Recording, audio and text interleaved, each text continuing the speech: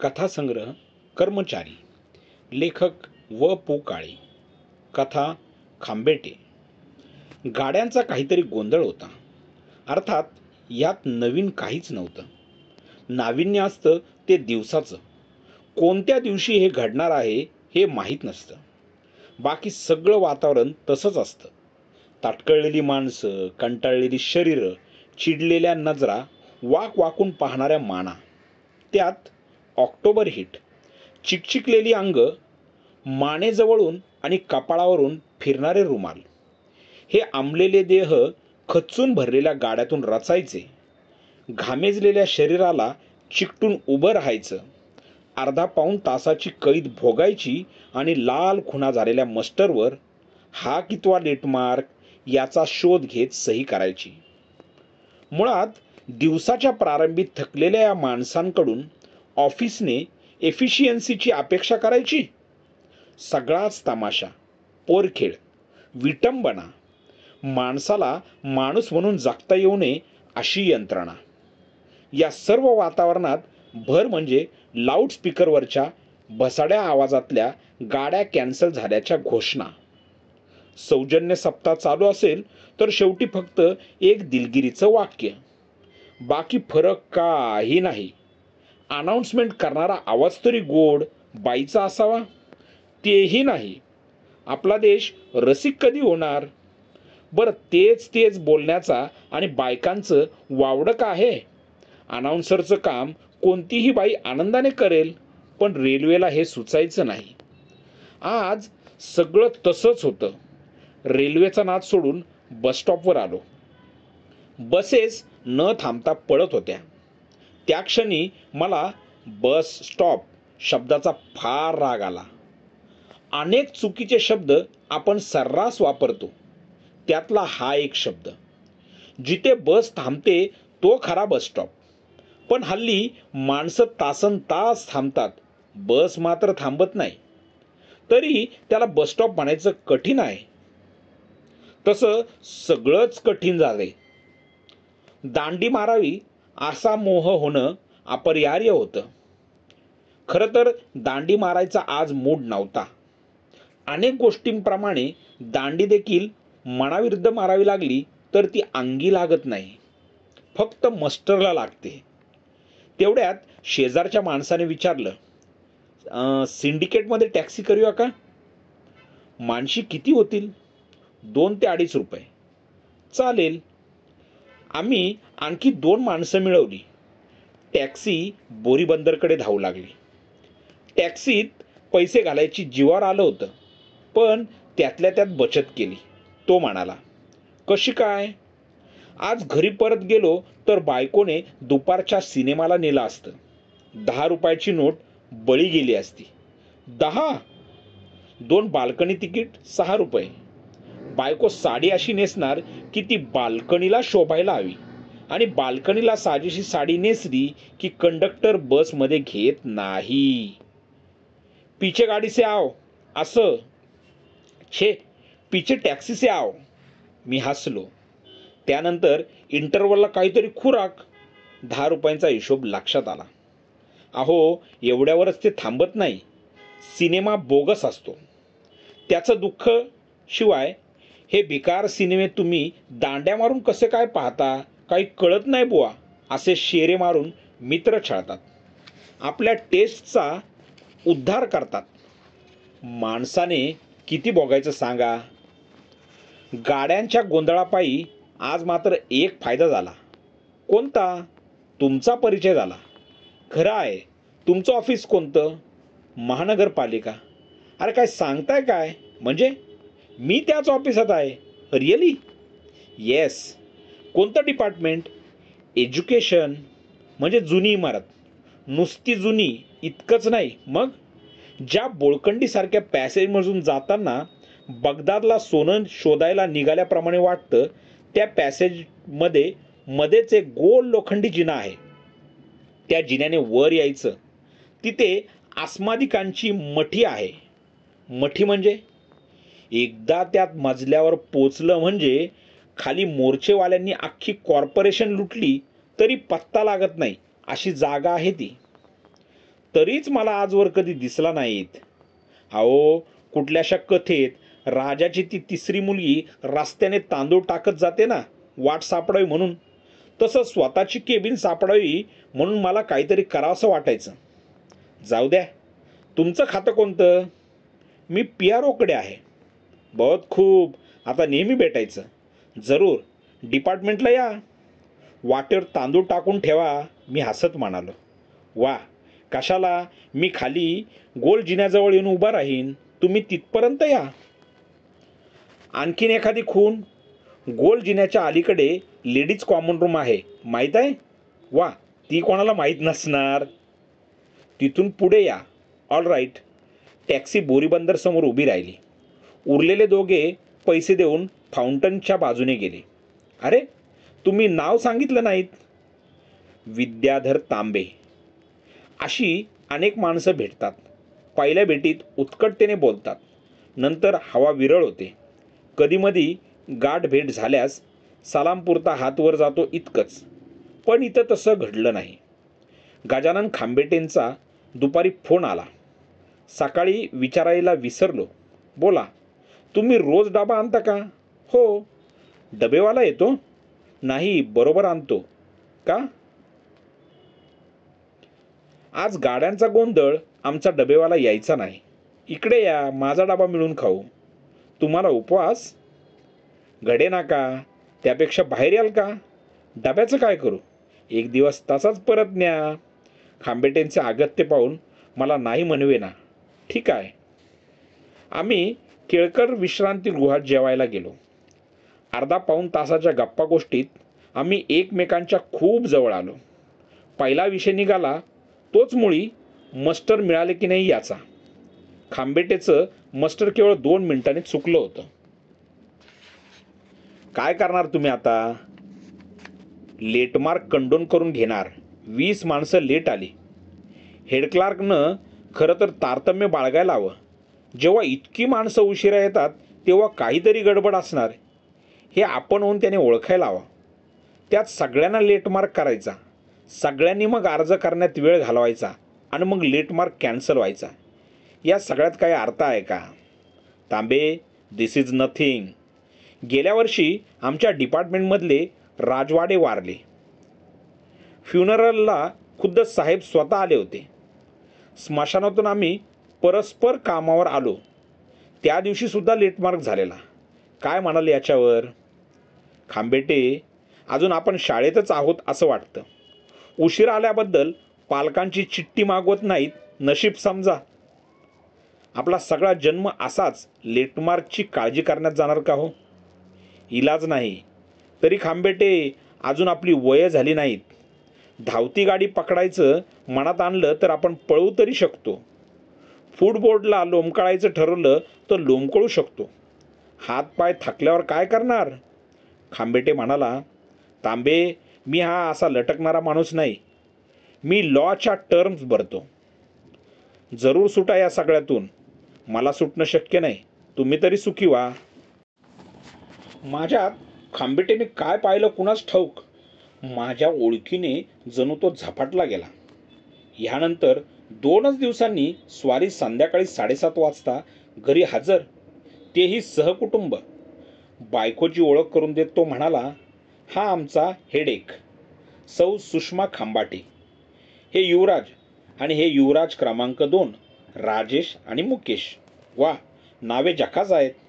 मुकेश हे नाव मात्र नवं आहे, आमची बायको म्हणाली. वहिनी, जन्माला आल्याबरोबर असा झकास खर्च लावला होता म्हणून सांगू. त्या क्षणी ठरवलं नाव मुकेश ठेवायचं. खांबेट्यांनी खुलासा केला. सुषमा वहिनी म्हणाल्या, मी त्याला मुकुंदाच म्हणते. मला नाही मुकेश वगैरे आवडत. तो तसा मुकेश सारखा गायला लागला तर? मला फार आवडेल. मोहम्मद रफी उद्या तयार होईल. महेंद्र कपूर पण दुसरा होऊ शकतो, पण मुकेश इज मुकेश. वहिनी, तुम्हाला काय वाटतं? आमची बायको म्हणाली, मला वाटतं आपला अगोदर पंख्याखाली बसूया आणि मग चर्चा करूया. आम्ही सगळे हसलो. तुम्ही तुमच्या हेडेकचं नाव नाही सांगितलं, खांबेटेंनी विचारलं. बायकोला ते डोकेदुखी मानत नाहीत. अहो, स्पष्ट बोलायचं धाडच नसेल. खांबेटे डोळे मिचकावीत म्हणाले, तुम्ही जरा सांभाळून बोलाल का? आज आपण प्रथम आलो आहोत इथे. ही माणसं काय म्हणतील आपल्याला? सुषमा वहिनींनी यजमानांना प्रश्न केला. काय करतील? स्वभाव आवडला नाही असं म्हणतील. उद्यापासून मला टाळायचा प्रयत्न करतील. काय हो Tambe? No no, not at all. आपण आहोत हे असे आहोत आणि आपल्याला त्याची खंत नाही. साला आयुष्य इतकं झपाझप संपतंय, खंत करायला सवड आहे कुठे? एखादी व्यक्ती आवडली, जोडली, नाही पटली, तोडली. काय वहिनी? आवडलं आपल्याला. माणसाने असं व्हायला हवं, असं मी नेहमी म्हणते यांना. आमच्या सौंडने खांबेट्यांना सपोर्ट दिला. त्यावर खांबेटे परत गडबडीने म्हणाला, वहिनी हे पण बरोबर नाही. माणसाने असं व्हावं तसं व्हावं ही भाषा चुकीची आहे. अशा विचारांचा फक्त त्रास होतो. मी म्हणतो माणसाने जसे आहोत तसेच ठणठणीतपणे राहावे. Every person is a pattern. Khambete थांबून बायकोकडे पाहू लागला. वहिनी म्हणाल्या, वाक्य पुरं करा नेहमीप्रमाणे. मी काही म्हणायची नाही. बरोबर, तू काही म्हणू नकोसच. याचा अर्थ तुला काही म्हणायचं आहे तेव्हा म्हण काय म्हणायचं ते. Don't change your pattern. गप्पा हा हा म्हणता रंगल्या. सगळी खांबेटे कंपनी रात्री 11:30 वाजता घरी परतली. ते गेल्यावर बायको म्हणाली, भाऊजी, बायकोला हेड्याक म्हणतात हे खरं, पण काय प्रकार उलटाच वाटतो. ते काय, बायकोला खऱ्या अर्थाने आता असं म्हणतात काय? तीही गंमतच. आमची मैत्री इतक्यात झपाट्याने वाढू लागली त्या वेगाची कधीकधी भीती वाटायची. आमचं एकत्र फिरायला जाणं, अधूनमधून नाटक सिनेमा होऊ लागला. आमच्या 2 कुटुंबांची अशी एक ट्रीपसुद्धा झाली. एखादा नवा पदार्थ ह्या किंवा त्या घरी शिजवण्यात आला तर त्याप्रमाणे आयात निर्यात होऊ लागली. खांबेटे खरोखरच शार्प होता. त्याचा अभ्यास चालू होता. तो म्युन्सिपाल्टी लवकरच सोडणार यात संशय नव्हता. मी तर त्याला स्टँडिंग ऑफर दिली होती. त्याच्या ऑफिसला मी झेपेल त्या प्रकाराने हातभार लावणार होतो.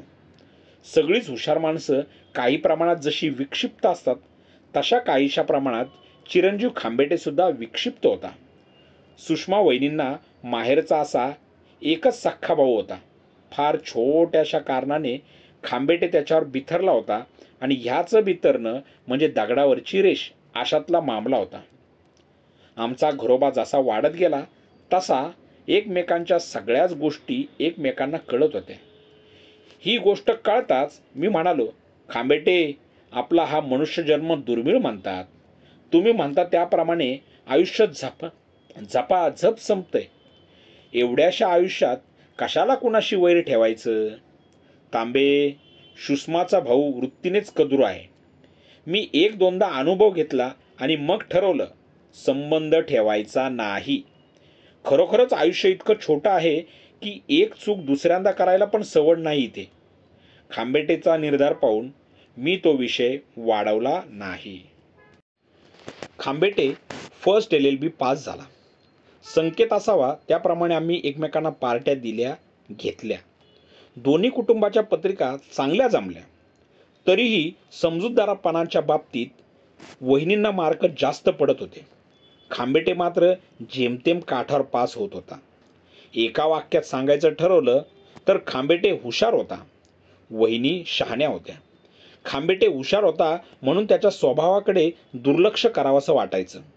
सुषमा वहिनी आणि आमचं कुटुंब, त्यांनी बहिणी बहिणीचं नातं डिक्लेअर करून टाकलं. त्या दोघीत ये जा कधीच सुरू झाली होती.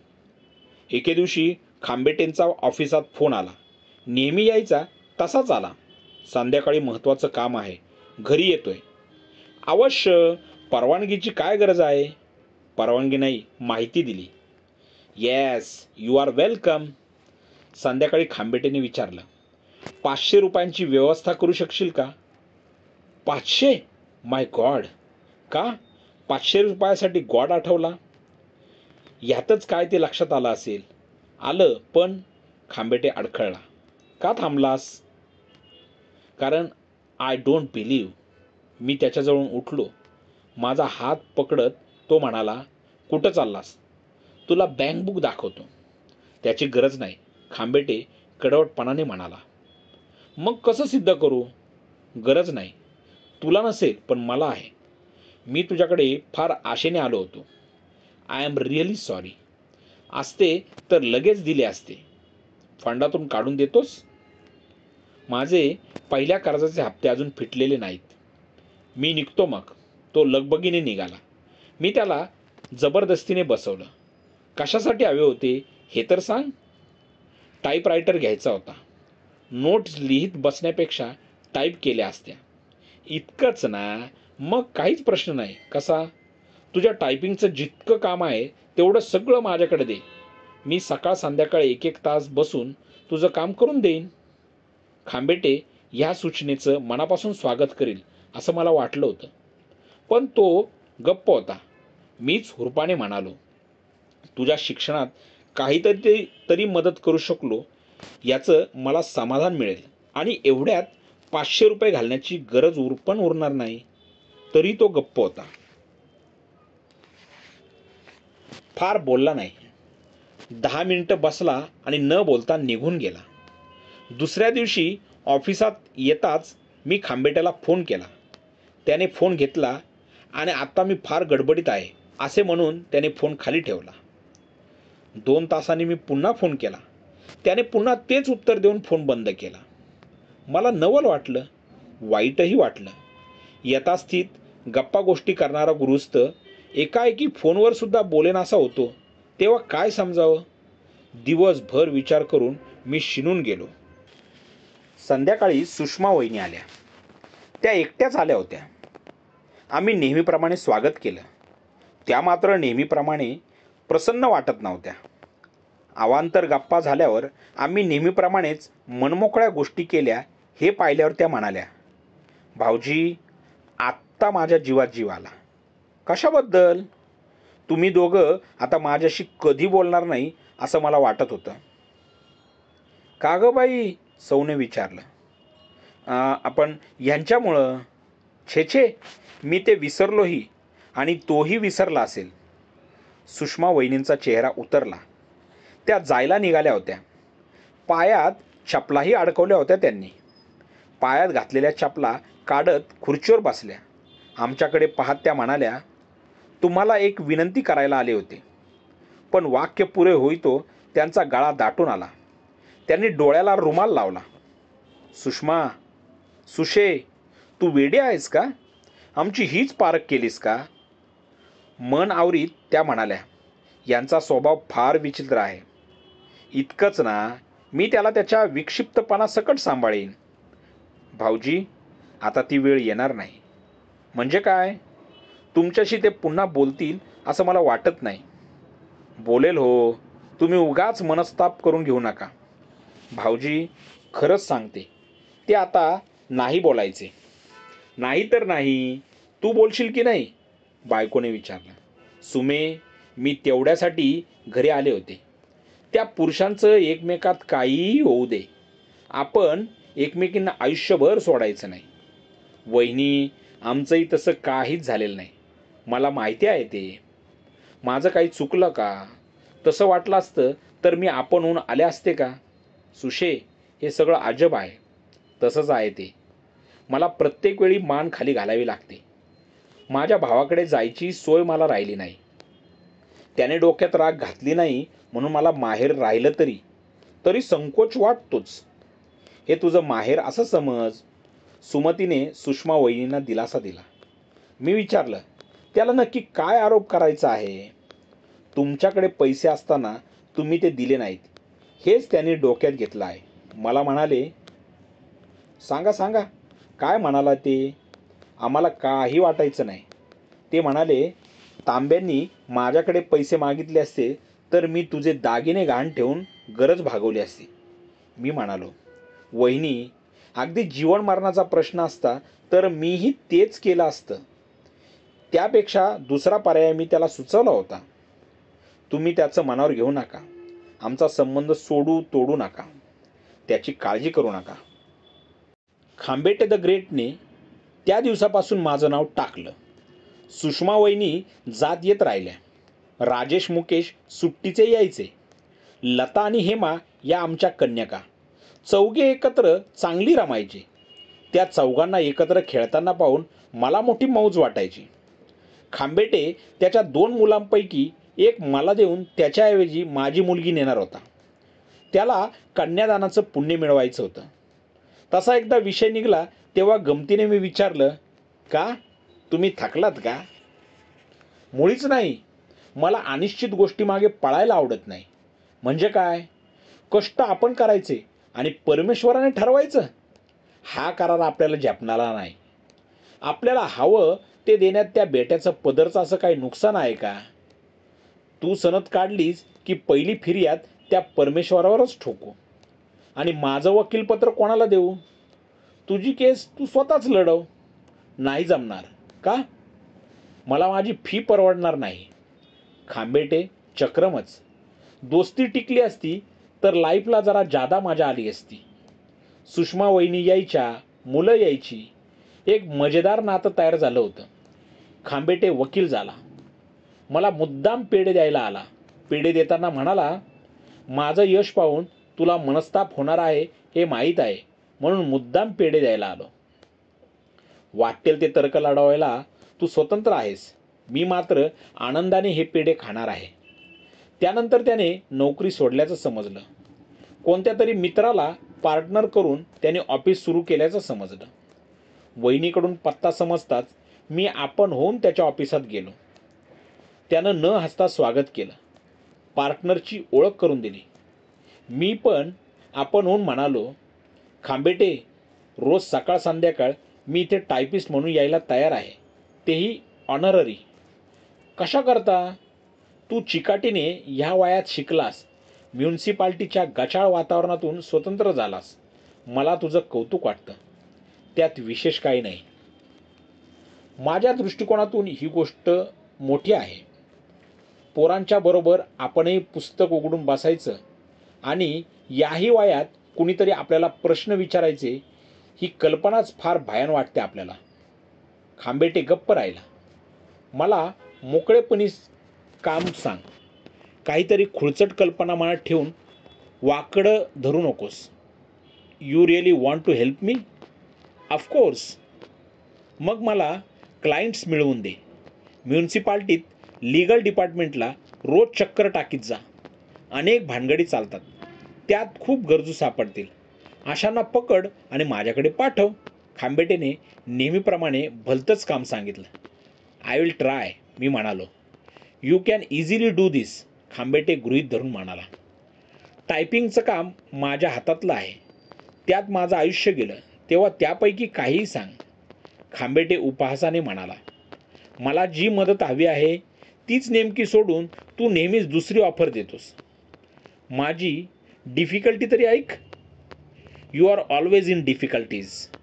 जास्त बोलणं न वाढवता मी त्याचा निरोप घेतला. खरं तर मी त्याच्याकडे न जाणं योग्य होतं, पण तरी मी प्रयत्न करीत राहिलो. सुषमा वहिनी, राजेश मुकेश आम्हाला सोडायला विसरायला जाम तयार नव्हते. चौघापैकी घरातल्या मुख्य व्यक्तीने न बोलणं आणि इतरांनी जीव टाकणं हे त्रांगडं झालं होतं. असला चमत्कारिक ताण माझ्या मनाविरुद्ध माझ्यावर लादला जात होता. त्यातून सुटण्याचा आपल्याकडून प्रामाणिक प्रयत्न करणं एवढंच माझ्या हातात होतं आणि तो करण्यात मी कसर करत नव्हतो की कमीपणा मानत नव्हतो. पण चिरंजीव जसे होते तसेच होते. नंतरच्या 4-5 वर्षात त्याने यश मात्र ताकदीने कमवलं. दाराशी गाडीसुद्धा आली. यश, कीर्ती आणि लक्ष्मी या गोष्टी जणू काही खांबेटे वकील होण्याचीच वाट पाहत होत्या. घरातला दिवा जसा केवळ बटन दाबलं की जाण्याची वाट पाहतो, तितक्या या गोष्टी तत्पर होत्या. मोटार घेतल्यावर त्याने जंगी सत्यनारायण केला. तीर्थप्रसादाला मी सरळ मनाने गेलो. दिवाणखाण्यातील इतर आमंत्रिताबरोबर त्याला मला तीर्थ द्यावं लागलं. तेही त्याने इतक्या अनावधानाने दिलं की तीर्थ हातावर दिल्यावर आपण तीर्थ कोणाला दिलं हे त्याला समजलं. मी तसाच तळव्यात तीर्थ घेऊन उभा राहिलो. तीर्थाने भरलेल्या चांदीचं भांडं घेऊन तो समोर उभा. भांड्यासकट मी त्याचा हात पकडला आणि म्हणालो, खांबेटे, या क्षणी दोघांच्या हातात तीर्थ आहे. या तीर्थामागची भावना तू जाणतोस. याला साक्ष ठेव आणि मागचं सगळं विसर. तू विसरतो असं म्हण, म्हणजे तीर्थ घेईन. त्याने आपला हात सोडून घेतला. न बोलता मी तीर्थ घेतलं, प्रसाद घेतला. फराळ नाकारणं हातात होतं. तो नाकारला आणि घरी परतलो. मध्ये केव्हा तरी वहिनी आल्या. गप्पा मारता मारता त्या म्हणाल्या, यांना नवीनच दुखणं सुरू झालंय. काय होतंय? निद्रानाश. ह्या वयात? काय करणार? एकाएकी कशामुळे पण? स्वभावच कारणीभूत आहे भाऊजी त्याला, वहिनी म्हणाल्या. ताण पडत असेल धंद्याचा, सुमती म्हणाली. रोज डोक्याला मसाज करत जा, मी म्हणालो. वहिनी म्हणाल्या, तेवढाही त्यांना वेळ नसतो. प्रत्येक खटल्याचा नको तेवढा विचार करतात. स्वभाव ताकट, तिखट. एवढासा विरोध सहन होत नाही. कोर्टात तर सारखे उफाळत असतात. जीवाच्या आकांताने बोलत असतात. वहिनी, यातच यश आहे त्याचं. भाऊजी, इतर वकील नाहीत का वकिली करत? यांचा पार्टनर पहा कसा शांत असतो. वहिनी, भाऊजी, तुम्ही एकदा कोर्टात जा गुपचूप आणि त्यांची अवस्था पहा. माझ्या बोलण्याचा अर्थ तुम्हाला त्याशिवाय समजायचा नाही. मुद्दाम रजा काढून मी एकदा कोर्टात गेलो. बचावाचं भाषण करायला खांबेटे उभा राहिला. त्याची भाषा, त्याची हालचाल, त्याचा आवेश सारं थक्क करणार होतं. थरारणारा अनुभव होता तो. खांबेटेलाच कशाला, इतरांनाही निद्रानाश जडला नसता तर नवल. त्याच रात्री मी त्याला पत्र लिहिलं. त्याने प्रत्येक वेळी भावनेचा एवढा प्रक्षोभ होऊ देऊ नये असं मी कळवळून लिहिलं. त्याने उत्तर पाठवलं नाही. राजेश मुकेशच्या मुंजी झाल्या. त्या बटूंसाठी आणि वहिनींसाठी मी रिसेप्शनला जाऊन आलो. स्वतःच्या गाडीतून दोघं अक्षत घेऊन आली, पण खांबेटे मोटारीतून उतरला नाही. वहिनी एकट्याच आल्या. मी रिसेप्शनला जाऊ नये असं सुमतीचं मत होतं, तरी मी गेलो. खांबेटेंकडून नेहमीसारखी वागणूक मिळाली. त्याचा खेद मानण्याच्या पलीकडे मी गेलो होतो. तो म्हणाला होता त्याप्रमाणे प्रत्येक माणूस म्हणजे एक पॅटर्नच असतो. खांबेटे हा एक पॅटर्नच होता. त्यानंतर एका मोठ्या खुनाच्या खटल्यात खांबेटेचं नाव वर्तमानपत्रातून गाजू लागलं. त्याने फिर्यादीचा वकील म्हणून काम पाहायला सुरुवात केली होती. सकाळी वर्तमानपत्रावर झडप घातल्याबरोबर आज खांबेटे काय बोललाय हे पाहण्यासाठी मन आणि डोळे आसुसत होते. सगळ्या वर्तमानपत्रांनी त्या खटल्याला विपुल आणि सविस्तर प्रमाणात प्रसिद्धी देण्याचा चंग बांधला होता. वहिनी अशाच गडबडीने भेटून गेल्या होत्या. खांबेटे मात्र रात्र झोपत नव्हता. जेवणाची पण त्याला शुद्ध नव्हती. प्राणपणाने तो लढा लढवत होता. खटला सुरू झाल्यापासून त्याचं 15 पाऊंड वजन घटलं होतं. या सगळ्याचा परिणाम जो होईल अशी धास्ती वाटत होती तोच झाला. पोट तिडकीने बनावट साक्षीदाराची उलट तपासणी घेताना प्रश्नाची फैर झाडता झाडता खांबेटे कोर्टात कोसळला होता. तो हार्ट अटॅक होता. देखरेख शुश्रूषा करणाऱ्या डॉक्टर्सच्या नावासकट सगळी बातमी छापली होती. सुमतीला घेऊन मी धाव ठोकली. मी स्वतः मात्र त्याच्यासमोर कधी गेलो नाही. वहिनींना भेटलो. राजेश मुकेशना घेऊन सुमती घरी गेली. मी नर्सिंग होमच्या वेटिंग हॉलमध्ये तो संपूर्ण दिवस आणि संपूर्ण रात्र मुक्काम करून राहिलो. खांबेटेसमोर प्रत्यक्ष न जाता करता येण्यासारख्या गोष्टी केल्या. आता भीती नाही असं डॉक्टर्सकडून दिलासा मिळाल्यावर घरी आलो. तासभर विश्रांती घेतली जेमतेम आणि कामावर हजर झालो. कामावर आलो पण कामात लक्ष लागत नव्हतं. जागेवर बसून होतो. फोन नेहमीसारखाच अधूनमधून ठणठणत होता. PROच्या खात्याकडे सगळ्यांचंच काम निघतं. सगळं रोजच्यासारखं घडत होतं. फोन वाजला रे वाजला की धाबं दणाणत होतं.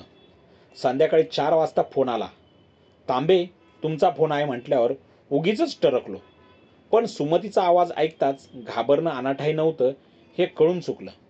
भाऊजी फार घाबरल्यासारखे करतायत. मी येतोच, उपयोग नाही, पण या. 15-20 मिनिटातच निघतो. 15-20 मिनिटांनी मी निघायच्या आतच पुन्हा फोन आला. मी सुमती बोलते. निघालोच मी. सावकाश आलात तरी चालेल. बरं आहे का खंबाटे? भाऊजी गेले. काय सांगतेस काय? मगाशी फोन खाली ठेवला आणि पुढचं न ऐकताच मी फोन खाली ठेवला. काही उपयोग नव्हता तरी मी निघालो. मरणांती वैरणी असं म्हणतात. मी वैर कधीच मानलं नव्हतं. तो कसाही वागला तरी मी ते मनावर घेतलं नव्हतं. त्याच्या तिरसटपणासकट तो मला हवा होता. मी निघालो आणि लिफ्टमध्ये साहेब भेटले. 2 मिनिट थांबा असं सांगताच मला त्यांच्याबरोबर पुन्हा डिपार्टमेंटमध्ये जावं लागलं. Tambe, I am very sorry for the sad news. तुम्हाला जायला हवं पण ऑल राईट. साहेबांनी एक महत्त्वाच्या फोनसाठी मला थांबायला सांगितलं होतं आणि फोन तब्बल पाऊण तासानंतर आला. फोन महत्त्वाचा होता यात शंका नाही. साहेबांनी पुन्हा दिलगिरी दर्शवली. मी मग निघालो. स्टेशनवर आलो तर ही गर्दी. वीज पुरवठ्यात बिघाड झाल्याने गाड्या तासभर बंद होत्या. खांबेटेंची पहिली ओळख याच निमित्ताने झाली होती हे आठवून मी स्टेशनच्या बाहेर आलो. सरळ टॅक्सी केली. नर्सिंग होमवर ही गर्दी जमली होती. प्रॅक्टिस करायला लागल्यापासून 5-6 वर्षाच्या कालावधीत खंबाटेने किती लोकांना भारून टाकलं होतं याचा तो पुरावा होता. नर्सिंग होमवरून त्याला आता घरी न्यायला हवं. सगळा विचार करीत मी वर आलो. जिन्यातून माणसं उभी होती. वकील मित्रांचा आकडा जास्त असणं स्वाभाविक होतं. आम्हा दोघांना ओळखणारा भातखंडे समोर आला. भातखंडे, हे काय घडलं? खरं तर आपल्या दृष्टीने फार अचानक. व्यवस्थित बोलत होता. कॉफी मागितली, एक बशी घेतली आणि कळ आली. हा म्हणता डोळे फिरवले. मी सुन्न झालो. सगळीच माणसं जो नेमका विचारतात तो मी विचारला. शेवटी काही बोलला का रे? केस कुणाला चालवायला द्यायची त्या वकिलाचं नाव सुचवलं. म्हणजे आपण जाणार हे त्याला कळून चुकलं होतं? 100%. काय सांगतोस काय? बायको मुलांचा निरोप घेतला. तू मला सांभाळून घेतलंस असं बायकोला म्हणाला आणि भातखंडेच्या डोळ्यात पाणी आलं. मलाही हुंदका आला. भातखंडेने माझ्या हातात हात घेऊन आवेगाने दाबला. भरल्या आवाजात तो म्हणाला, सगळ्या मित्रांची क्षमा मागितली का? मी ताबा ठेवीत विचारलं. विक्षिप्तासारखं वागलो म्हणून म्हणाला. मला दम निघणं अशक्य होतं. त्याच्या खोलीकडे धाव घ्यायला निघालो. भातखंडेने माझा हात सोडला नाही. थांब जरा, मला त्याला बघू दे, थांब. का? तांबेला भेटायला देऊ नका असं म्हणाला तो. Bhatkhande, it was his last desire. पण मी असं काय केलं होतं? भातखंडेने उत्तर दिलं नाही. खांद्यावरून हात पडला. पाठोपाठ शब्द आले, मिस्टर तांबे, मी तरी असं काय केलं होतं? तो सुषमा वहिनींचा भाऊ असावा नव्हे, होताच. चेहऱ्यात साम्य होतंच ते.